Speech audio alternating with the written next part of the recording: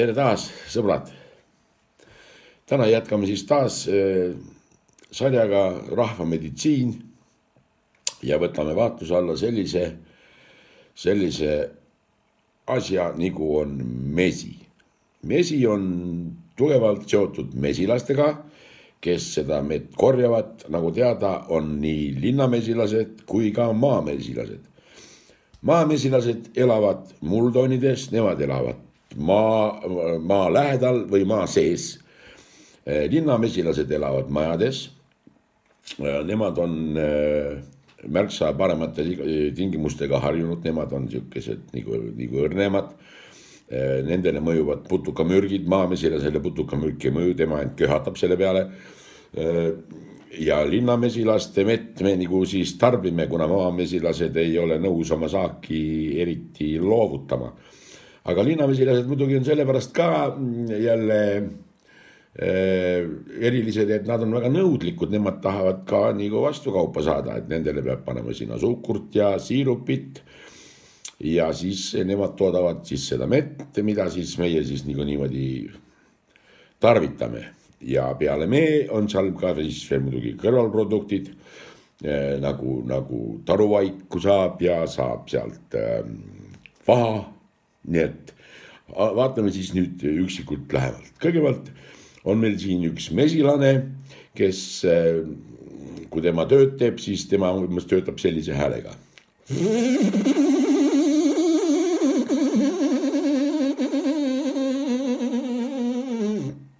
Niimoodi. Erilasel on enam-vähem samasugune hääl, aga tema mett ei tooda, need minu arvates on tema üldse üks väga ühiskonnavainulik lennuaparaat. Ja võtame siis mesi. Mul ei ole kahjuks mett, kuna mina olen mee suhtes allergiline. Ma lähen kohe kärna, nagu mul sõber heinatöö peale. Ja esimene, mis mul tuleb meelde seoses meega, on kooliajast, kui tüdrukud, kes meist siis emeletaks, kui tüdrukud ikka ütlesid seal tantsuõhtul ja klassiõhtul lähenemise katse peale, et ära määri mulle mett moka peale. Seda tänapäeval enam noored seda ütlust ei kasuta, kuna tänapäeval on juba igasugused teistsugused abivahendid. Nii et tänapäeval määritakse mett saia peale ja pannakse kuuma piima sisse, aga igal juhul väga kasulik, sisaldab igasuguseid asju. Nii, järgmisena võtame taruvaik. Taruvaik on ülikasulik. Taruvaigas leidub neid aineid, mis siis mesilasest üle jääb, mida meie jätame teatud kohta, siis nemad jätavad nagu tarusse ja sellest moodustub vaik ja sellest vaigust siis saab seda ravimit. Miks ta küll vaik on, ma ei tea, ju ta on selline kleepuv ja selline väga paha maitsega, sest mul on meeles, kui mina veel aastakümneid tagasi napsu võtsin ja ükskord oli väga raske pohmell ja läksin ema käest küsima peaparandust, siis ema soovitas mulle piirituse leotusest taruvaiku.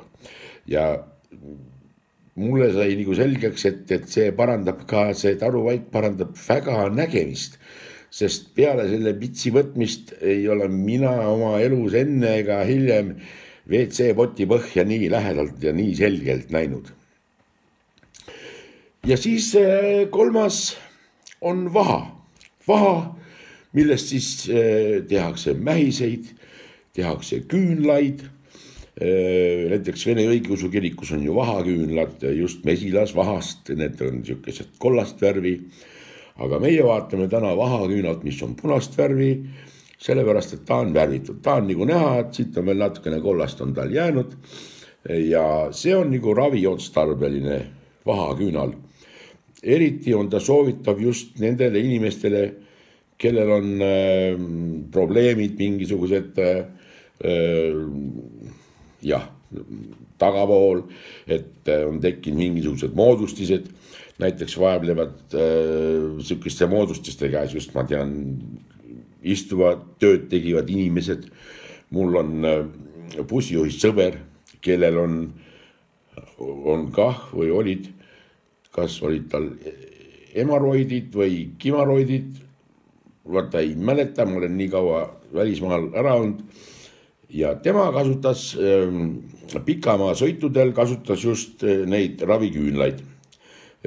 Sellel eesmärgil, et kogu sõidu vältel toimub raviprotsess ja kuna tema on pika otsa mees, tema pidevalt ikkagi sõitis seal Litsmetsa ja Tšooru ja vahepeal isegi Võrru, et sõidu ajal oli väga mugav teda kasutada, et enne sõitu paigaldad ära endale ilusti ja veel on, mis on väga tõhus, mis on veel mentooliga, siis on veel mõju eriti hea ja tema ütles, et ma nüüd täpselt ei mäleta, kuna ma olen nii kaua välismaal elanud, kas tal olid need moodustasid väljaspool või olid seespool, igal juhul nad vahetasid asendit ja nagu ta ise ütles, et kõik kasvas temal lihaks.